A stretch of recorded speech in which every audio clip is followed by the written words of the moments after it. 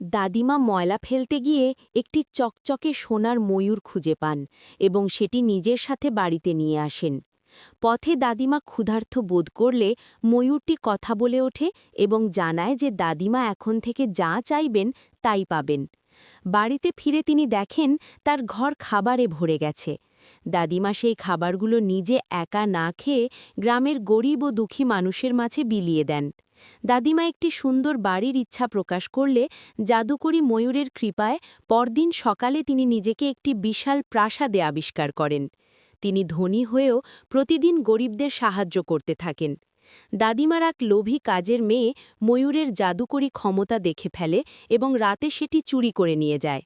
মেয়েটি ময়ূরটির কাছে টাকা চাইলে টাকার বদলে আকাশ থেকে বিষাক্ত পোকার বৃষ্টি হতে শুরু করে। দাদিমা তার প্রিয় ময়ূরটিকে হারিয়ে কাঁদতে থাকেন এবং দর্শকদের কাছে তার জন্য সমর্থন চাওয়া হয়।